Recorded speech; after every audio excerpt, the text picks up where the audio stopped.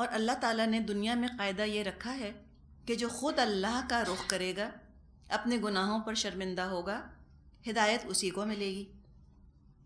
تو یہاں پر یہی سبق دے دیا رسول نے لوگوں کو کہ دیکھو مجھ پر تو وحی کی گئی ہے کہ تمہارا معبود ایک ہی ہے، تو تم درست ہو جاؤ، اس کا رخ کرو، توجہ کرو اس کی طرف، اور تم استغفار کرو کوتاہیوں پر، خطاؤں پر، تاکہ تمہارے دل کے داغ دھبے دور ہوں، دل کا آئینہ تمہارا اجلا ہو جائے، چمک جائے، تاکہ وحی کا نور چمچمائے اس کے اندر، وحی کا نور جگمگائے تمہارے دلوں کے اندر۔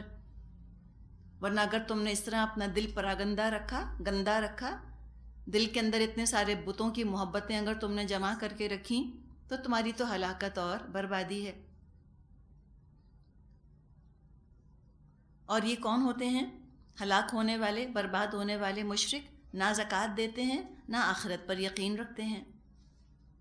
اب یہاں جو یہ الفاظ آ رہے ہیں، الذین لا یؤتون الزکاۃ، زکوٰۃ ادا نہیں کرتے، اس کی دو تفاسیر کی گئی ہیں۔ ایک تو یہ کہ یہ لوگ اللہ کی راہ میں پیسہ خرچ نہیں کرتے۔ لوگوں کی تکلیف دور کرنے کے لیے پیسہ خرچ کرنا ہر زمانے، ہر مذہب میں نیکی تصور کیا جاتا تھا، آج بھی کیا جاتا ہے۔ ایک شخص نے نبی اکرم صلی اللہ علیہ وسلم سے آ کر پوچھا کہ زمانے جاہلیت میں نے 300 لڑکیوں کو زندہ دفن ہونے سے بچایا، میں ان کو خرید لیتا تھا اور میں ان کو پالتا تھا، تو کیا مجھے اس کا کوئی اجر ملے گا؟ یعنی زمانے جاہلیت میں نے یہ کام کیا تھا۔ آپ صلی اللہ علیہ وسلم نے فرمایا اس کا اجر تم کو یہ ملا کہ اللہ نے تم کو اسلام کی نعمت سے نواز دیا۔ تو اللہ کے بندوں کا خیال کرنا، انسانی ہمدردی، ہیومن سمپتھی، ایمپتھی انتہائی پسندیدہ چیز ہے۔ حدیث میں آتا ہے ارحموا من فی الارض یرحمکم من فی السماء، رحم کرو اس پر، ان پر جو زمین میں ہیں، تو آسمان والا تم پہ رحم کرے گا۔ جو لوگوں کی تکلیف اور ضرورت دور نہیں کرتا، لوگوں سے ہمدردی نہیں ہے اس کے دل کے اندر، اس کے پاس ذرائع ہیں، پیسہ ہے، وسعت ہے، استطاعت ہے کہ وہ کسی کا کوئی مسئلہ حل کر دے، دکھ درد دور کر دے لوگوں کے پیسے کے ذریعے سے، نہیں اگر کرتا تو وہ نیک نہیں ہو سکتا، اللہ کی رحمت نہیں پا سکتا۔ پرانے زمانے میں ہم دیکھتے ہیں کہ جو پیسے سے کر سکتا تھا وہ پیسے سے کرتا تھا، جو ہاتھ پیروں سے کر سکتا تھا وہ ہاتھ پیروں سے کرتا تھا۔ ایک سمجھے کہ انڈرسٹوڈ تھی یہ چیز کہ خاندان والے اپنے خاندان والوں کا خیال کریں گے، کوئی اس میں کوئی اختلاف تھا ہی نہیں۔ گھروں کے اندر خالہ ہیں یا کوئی پھوپھی ہیں، بعض دفعہ وہ اپنے بچوں کے ساتھ آ کر رہتی تھیں، زندگی بھر لوگ رکھتے تھے۔ تو آج بھی ہمیں اس چیز کا خیال رکھنے کی ضرورت ہے۔ یہ جو نیوکلیر فیملی کا تصور ہے نا، یہ کسی طرح اسلامی تصور نہیں ہے کہ میں، میرا میاں، میرے بچے، بس باقی سب غیر۔ انتہائی خود غرضانہ یہ رویہ ہے، اسلام بالکل پسند نہیں کرتا۔ ذی القربہ کا کتنا خیال آیا، ان کی ضرورتوں کا خیال کرو، خرچ کرو اپنا پیسہ ان کے اوپر، دو اپنا پیسہ ان کو، تم سارا سمیٹ کے اپنے لیے، اپنے بچوں کے لیے، اپنے بڑھاپے کے لیے اور اپنے ویکیشنز کے لیے مت رکھ لو، ان کو دو، خرچ کرو ان کے اوپر۔ اللہ کو پسند ہے یہ چیز بہت۔ لیکن جو لوگ نہیں خرچ کرتے، ایک طرح سے وہ آخرت کے عقیدے کو جھٹلا رہے ہیں۔ اگر یقین ہوتا ان کو آخرت کے اوپر، ضرور خرچ کرتے۔ انہیں یقین ہی نہیں کہ جو میں خرچ کر رہا ہوں اپنے بھلے کے لیے کر رہا ہوں، مجھے آخرت میں اجر ملے گا۔ ایک اور مطلب جو کیا گیا ہے اس کا وہ یہ ہے، اور یہ عبداللہ بن عباس رضی اللہ عنہ سے بعض مفسرین نے روایت کیا ہے کہ یہاں زکوٰۃ سے مطلب ہے تزکیہ، اپنی زندگی کو بری عادتوں سے وہ پاک نہیں کرتے، اور اس لیے نہیں کرتے اپنے آپ کو پاک کہ وہ آخرت پہ یقین نہیں رکھتے۔ انہیں یقین ہی نہیں کہ اگر میں نے اپنے آپ کو دل کی بیماریوں سے اور اخلاق کردار کی بیماریوں سے پاک نہ کیا تو میں جنت کا شہری بن نہیں سکوں گا، اس کا یقین ہی نہیں ان کو، تو وہ اپنے تزکیے کا خیال نہیں کرتے، لاپرواہ ہیں اپنی طرف سے، کردار پست ہے، اخلاق خراب ہے، زبان گندی ہے، دل جو ہے وہ بدگمانیوں سے اور برائیوں سے پٹا پڑا ہے، گندا۔ تو تو ایسے گندے اور ایسے جالے لگے ہوئے دل کے اندر ایمان کہاں سے آئے گا؟ نہیں آ سکتا۔ تزکیہ ضروری ہے اگر انسان چاہتا ہے کہ میرے دل کے اندر ایمان آئے۔ ہم اپنے گھر میں کسی کو مہمان بلا رہے ہوتے ہیں تو ہم اس کمرے کو کم از کم جھاڑ پونچھ کے صاف تو کر دیتے ہیں جس میں مہمانوں کو ٹھہرانا ہوتا ہے۔ اگر کوئی چاہتا ہے کہ اللہ میرے دل میں آ جائے، میرے دل میں اللہ کی محبت آ جائے، تو وہ تو بہت معزز چیز ہے اللہ کی محبت۔ ایسے گندے دلوں کے اندر اللہ کی محبت نہیں آتی جہاں پہ بدگمانی کے جالے لگے ہوئے ہوں، گندگی ہو جس کے اندر۔ کچھ نہ کچھ تو دل کو پاک کرنا ہوگا، تب اللہ کی محبت اس میں آئے گی۔ تو ان کے لیے فرمایا ان الذین آمنوا وعملوا الصالحات لہم اجر غیر ممنون، رہے وہ لوگ جنہوں نے مان لیا اور نیک اعمال کیے، ان کے لیے یقیناً ایسا اجر ہے جس کا سلسلہ کبھی ٹوٹنے والا نہیں۔ ممنون، میم نون نون اس کا مادہ ہے، کئی مطلب ہوتے ہیں اس کے۔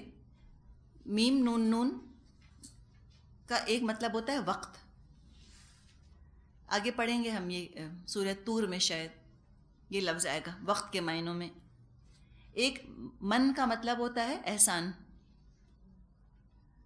اور دوسرے من کا مطلب ہوتا ہے کم کر دینا۔ تو اجر ایسا ہوگا ان کا جو کہ کم نہ ہوگا، مسلسل ان کا اجر بڑھتا ہی چلا جائے گا، اضافہ ہی اضافہ ہوگا اس کے اندر۔ یہ کون لوگ ہوں گے؟ جنہوں نے تزکیہ کر لیا، اس کے حساب سے عمل کیا، آخرت پر یقین رکھنے والے۔ آگے فرمایا رکوع نمبر 2 شروع ہو رہا ہے۔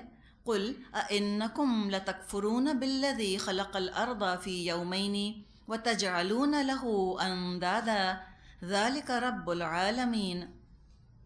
اے نبی صلی اللہ علیہ وسلم، ان سے کہیے کیا تم اس اللہ سے کفر کرتے ہو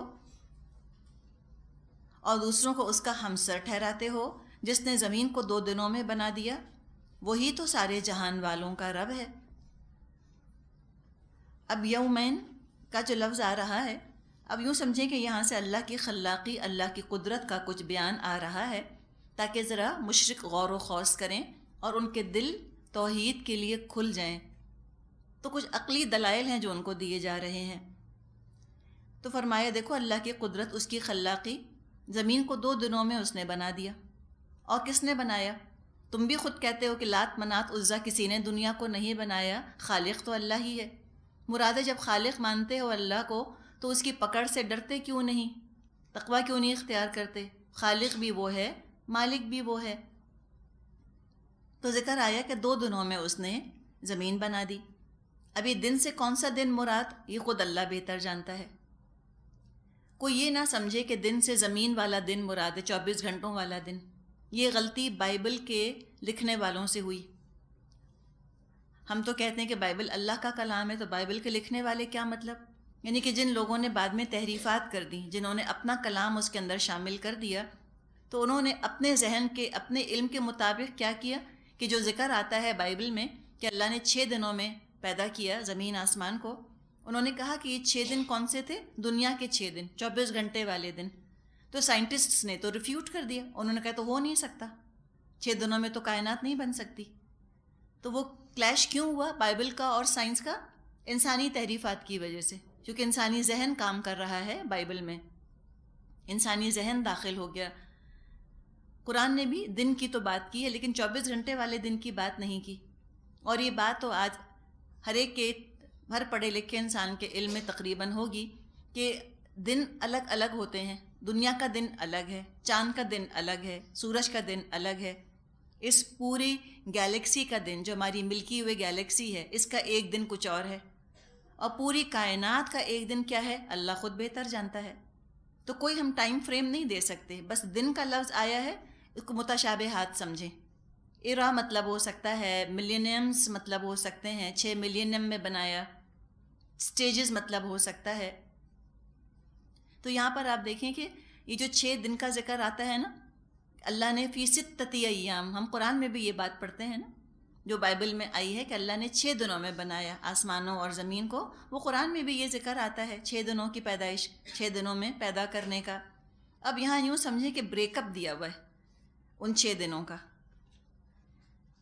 کہ اللہ نے 2 دنوں میں زمین بنائی، تو تم کیوں آخر اللہ کے ساتھ مد مقابل بناتے ہو؟ وہ تو رب ہے، پالنے والا ہے سارے جہان والوں کا۔ اب اس کی خلاقی کے بعد اس کی رزاقی کا ذکر آ رہا ہے۔ وَجَعَلَ فِيهَا رَوَاسِيَ مِن فَوْقِهَا وَبَارَكَ فِيهَا وَقَدَّرَ فِيهَا أَقْوَاتَهَا فِي 4 أَيَّامٍ سَوَاءً لِلسَّائِلِينَ۔ اس نے زمین کو وجود میں لانے کے بعد اوپر سے اس پر پہاڑ جما دیے اور اس میں برکتیں رکھ دیں، اور اس کے اندر سب مانگنے والوں کے لیے ہر ایک کی طلب اور حاجت کے مطابق ٹھیک اندازے سے خوراک کا سامان مہیا کیا۔ یہ سب کام 4 دن میں ہو گئے۔ تو 2 دن میں تخلیق ہوئی، 4 دن میں انتظام ہوا۔ یوں سمجھیں جیسے کہ ایک گھر ہے جو بن گیا، اس گھر کو پھر فرنش کرنے میں وقت لگا۔ تو اس طرح 6 دنوں کا ڈویژن ہے جو کہ ہم کو اس مقام پہ ملتا ہے۔ جب دنیا وجود میں آئی، ایک آگ کا گولا تھی، رفتہ رفتہ وہ ٹھنڈی ہوئی، لیکن ابھی بھی ایک کرسٹ ہے، ایک سمجھے پتلا سا چھلکا ہے جو اس کے اوپر آیا ہوا ہے زمین کے اوپر۔ اندر تو ابھی میگما ہے، ساری آگ ہے جو بھری بھی ہے، اور مولٹن میٹلز ہیں اور سلیکون ہے جو سب اندر موجود ہے۔ تو اس چیز کو تھامنے کے لیے، اس کی موومنٹ کو روکنے کے لیے اللہ تعالیٰ نے پہاڑ اوپر سے رکھ دیے زمین پر، ورنہ اگر یہ پہاڑ نہ ہوں تو ہر وقت زمین پہ زلزلے آتے رہیں اس میگما کی موومنٹ کی وجہ سے۔ جو لاوا زیر زمین بہہ رہا ہے، مسلسل زلزلوں کا شکار رہے زمین، اور ہم اس پر کوئی چیز قائم کر نہ سکیں۔ تو اس وائبریشن کو، ایک تو جو اندر سے ہے موومنٹ، ہلچل، اس کو روکنے کے لیے اوپر سے زمین جو کہ گھوم رہی ہے، روٹیٹ کر رہی ہے، اس کو بھی تھامنے کے لیے اللہ تعالیٰ نے پہاڑوں کا بندوبست کر دیا، ویٹس رکھ دیے ہیں۔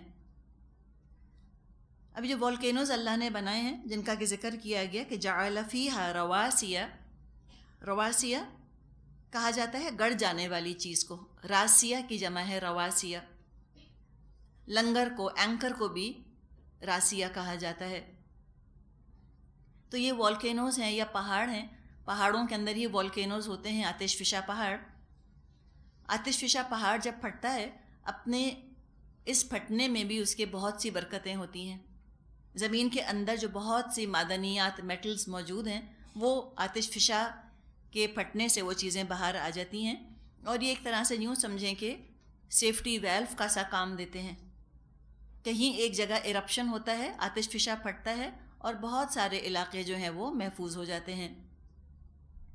تو اللہ نے اس طرح انتظام فرمایا، اور اللہ تعالیٰ نے پھر اس میں غذا کا انتظام بھی کر دیا۔ نہ صرف انسانوں کے لیے کھانا رکھا، بلکہ پودوں کے لیے، درختوں کے لیے، کیڑے مکوڑے، سب کی ضرورت کے حساب سے اللہ نے کھانا رکھ دیا۔ جیسے جیسے آبادی بڑھتی جا رہی ہے، ویسے ویسے کھانے کی پیداوار بڑھتی چلی جا رہی ہے، فوڈ پروڈکشن۔ اس پر بھی ہم بات کر چکے ہیں، سورہ بنی اسرائیل میں بھی، سورہ انعام میں بھی تھوڑی سی بات ہم نے کی تھی۔ ویٹ ہے یا کارن ہے، اس کی ییلڈ خود بخود بڑھ رہی ہے۔ گندم، چاول، بھٹا، پہلے کے حساب سے کئی گنا زیادہ اس کی پیداوار بڑھ چکی ہے۔ پھر ہم یہ بھی دیکھتے ہیں کہ کچھ جانور ہیں جو کہ انسان استعمال نہیں کرتا، پینڈا ہے یا کوئی وائٹ لیپرڈ ہے مثال کے طور پہ، یہ چیزیں تو ایکسٹنکٹ ہو رہی ہیں، اس لیے کہ فر وغیرہ کے لیے ان کا شکار کیا جا رہا ہے۔ لیکن جو جانور انسان کی غذا کا کام دیتے ہیں، مرغیاں ہیں یا گائے یا بکریاں، یہ تو ایکسٹنکٹ نہیں ہو رہی، ناپید نہیں ہو رہی، یہ تو بڑھتی چلی جا رہی ہیں۔ تو یہ انسانوں کی غذا کا اللہ نے انتظام کیا۔ اللہ نے فرمایا کہ نحن نرزقہم و ایاکم، ہم کھلاتے ہیں ان کو بھی، یعنی تمہارے بچوں کو بھی، و ایاکم، اور تم کو بھی۔ تو یہ غلط بات ہے، بالکل ایک فیلیسی ہے جو کہ آج کل پیش کی جا رہی ہے کہ کھانا ختم ہو رہا ہے یا کھانا کم ہو رہا ہے۔ نہیں ہو رہا۔ جو انسان کی ارننگ پاور ہے، قوت خرید ہے، اس کے حساب سے کھانا آج سب سے سستا ہے دنیا میں، پہلے کے مقابلے میں۔ پھر باقی جو اللہ تعالیٰ کی مخلوقات ہیں، جانور، وہ ایک دوسرے کو اپنی غذا بناتے ہیں، اور ایسا فوڈ ویب بنا ہوا ہے کہ ایک جانور دوسرے کی غذا بنتا ہے، کسی جانور کی تعداد اللہ کے اندازے کے حساب سے رہتی ہے، اس سے آگے بڑھنے نہیں پاتی۔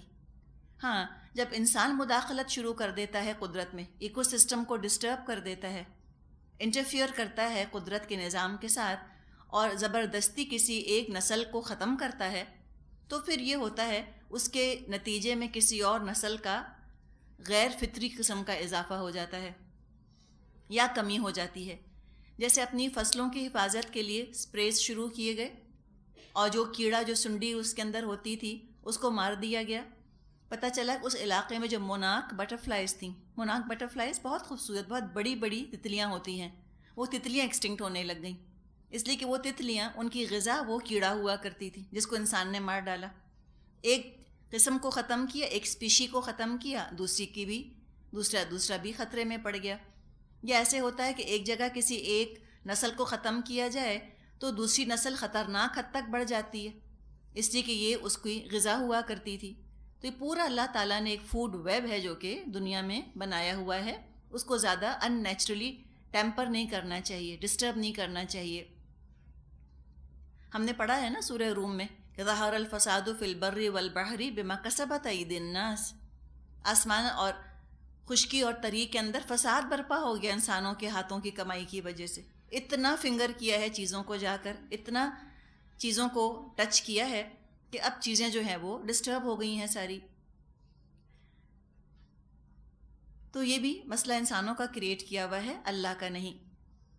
اب دیکھیں جیسے کہ مچھلی ہے یا مینڈک ہے، یہ اتنے انڈے دیتے ہیں کہ اگر وہ سارے انڈے ان کے فرٹیلائز جو ہوئے ہیں، اگر وہ سب مچھلیاں اور مینڈک بن جائیں تو سمندر بھر جائیں مچھلیوں سے اور مینڈک سے، لیکن ایک اندازے کے مطابق ان کی نسل جاری رہتی ہے، اتنے ہی وہ جانور بنتے ہیں اور باقی جو ان کے انڈے ہوتے ہیں وہ دوسرے جانوروں کی غذا بن جاتے ہیں۔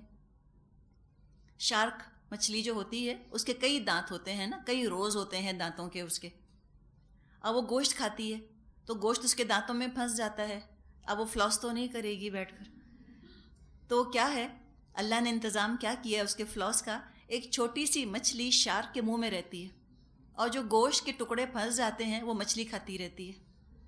تو یہ اللہ تعالیٰ کا قانون ہے، اللہ کا انتظام ہے۔ آپ دیکھیں ہمارے اپنے دانت ہیں، ہمارے دانتوں میں جو غذا کے ٹکڑے پھنس جاتے ہیں تو کوئی بیکٹیریا ہے نا اللہ کی مخلوق جو اس پھنسی ہوئی غذا کو کھاتی ہے۔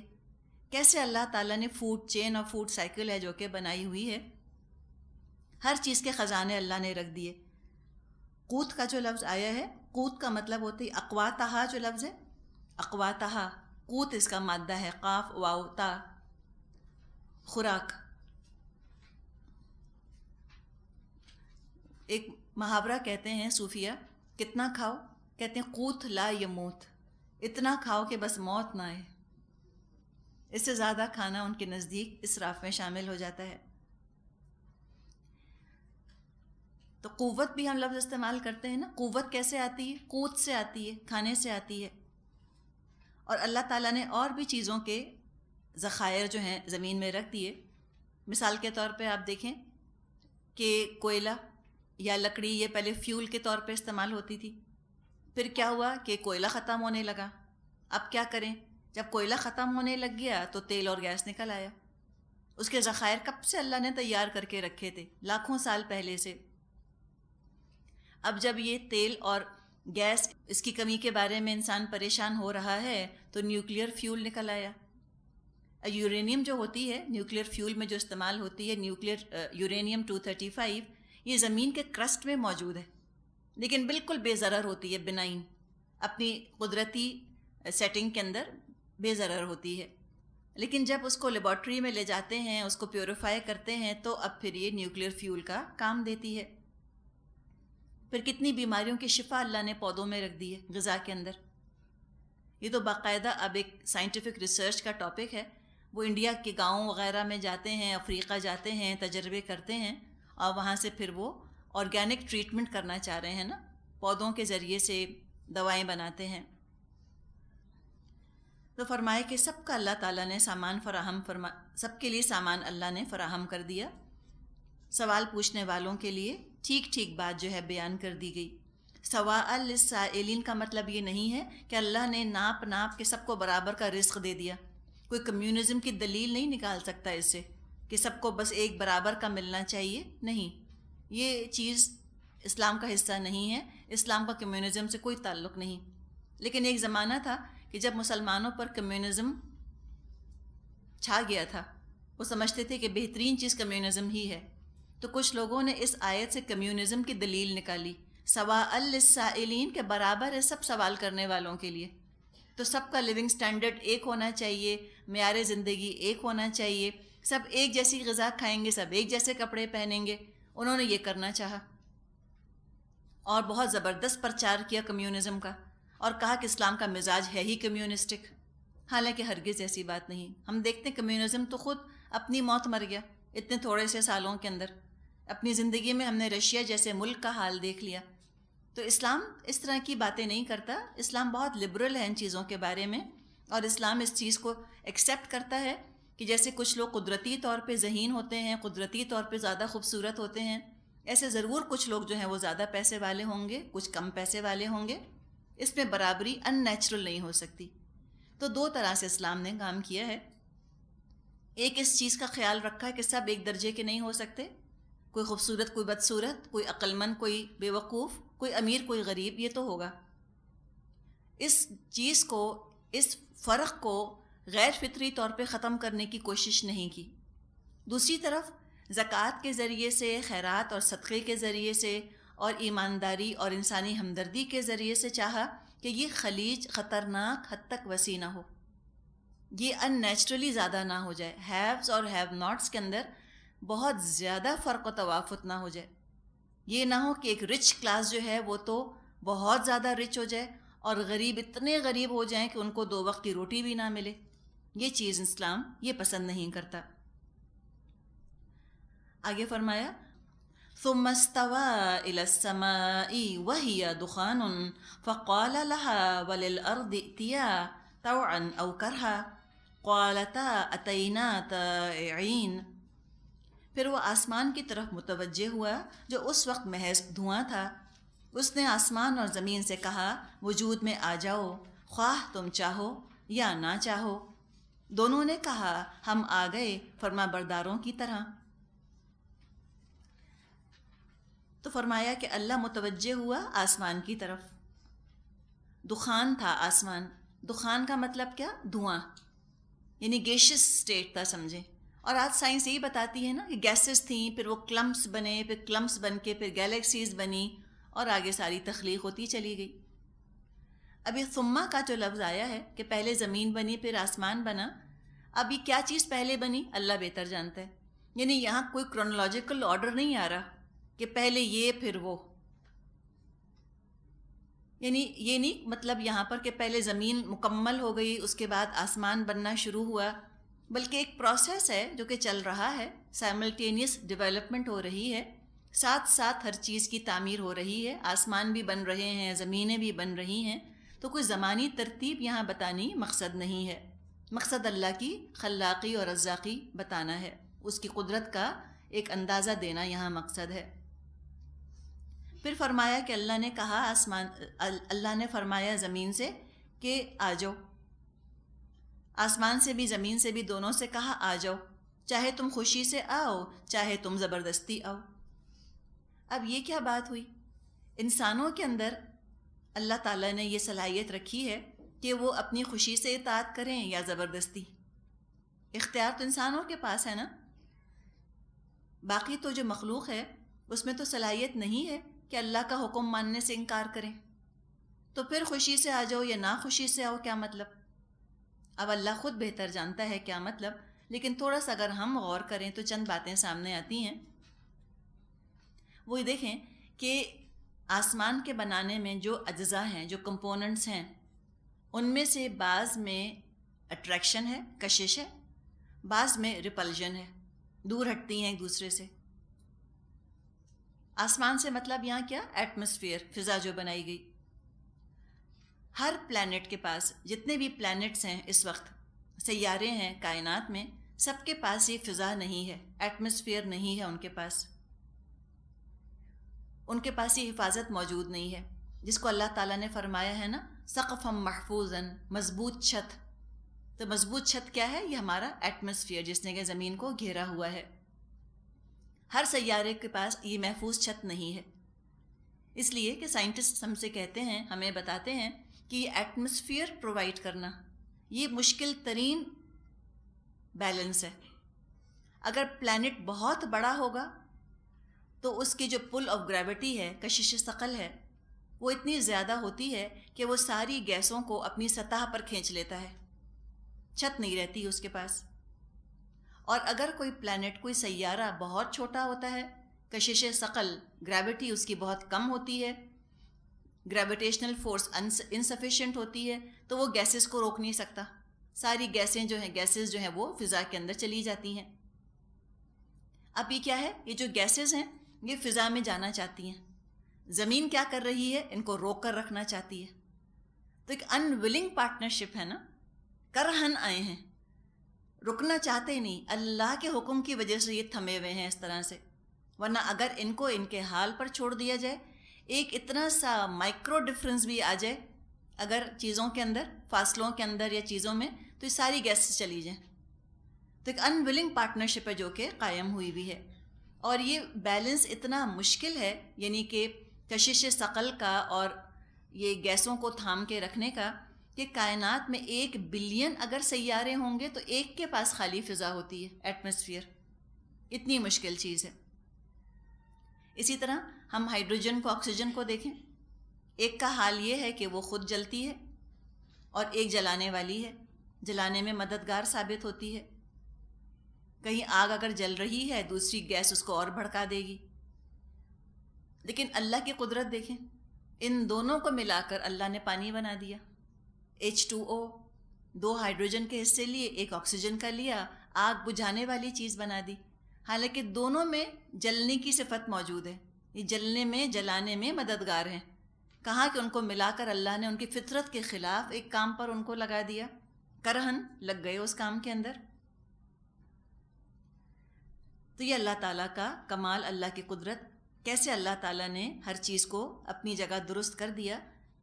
وہ تو cosmic dust and gas theory کہتے ہیں نا، کازمک ڈسٹ تھی، گیس تھی پہلے، تو دخان کا لفظ قرآن نے استعمال کیا ہے، دھواں تھا سب کچھ.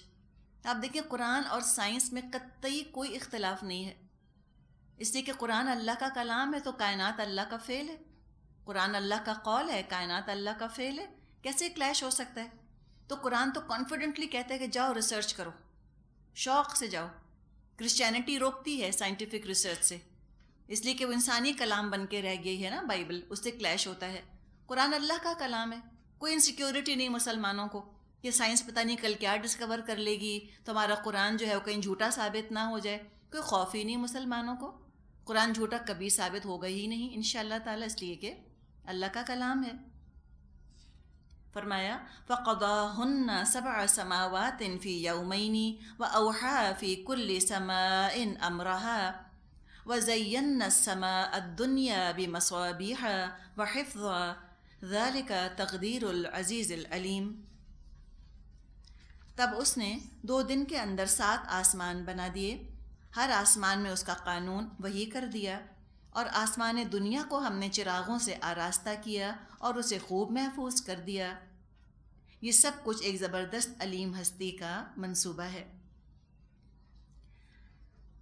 سمون کا مطلب ہوتا ہے بلندی، یعنی اسپیس قائم کر دی اللہ تعالیٰ نے. اور ہر آسمان، 7 آسمانوں کا ذکر کیا گیا، 7 سماوات. اب یہ کیا ہیں 7 آسمان، 7 بلندیاں کیا ہیں، 7 ہائٹس کیا ہیں، اللہ بہتر جانتا ہے. کیا 7 کائناتوں کا ذکر ہے یا 7 کوئی طبقات ہیں ایٹماسفیئر کے یا خلا کے، اسپیس کے، واللہ عالم. اتنا بتایا کہ ہر لیول میں اللہ نے اس کا حکم وحی کر دیا. اوحا سے کیا مراد ہے؟ انگرین کر دیا، سکھا دیا، بتا دیا. فرما برداری کرتا ہے وہ اللہ کے قانون کی، کیا کام کرنا ہے، کیا اس کی ذمہ داریاں ہیں، سب اللہ نے اس کو بتا دی. اس لیے کہ آسمان بھی تو مخلوق ہے نا، اللہ کی مخلوق ہے، اللہ کے حکم کے تابع ہے.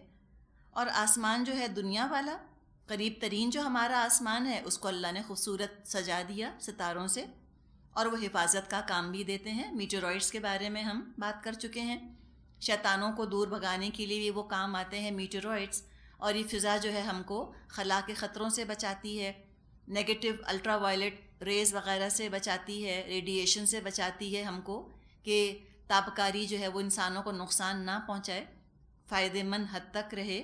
اسی طرح جو فضا میں میٹیورائٹس وغیرہ آتے ہیں وہ فرکشن سے جل جاتے ہیں، زمین تک نہیں گرتے، اس سے بھی اللہ تعالیٰ نے بچا لیا ہے. اور یہ سب چیزیں ایک زبردست اور علم والے کا اندازہ ہیں، یعنی اس کے اندازے میں کوئی غلطی نہیں ہو سکتی ذرا سی بھی.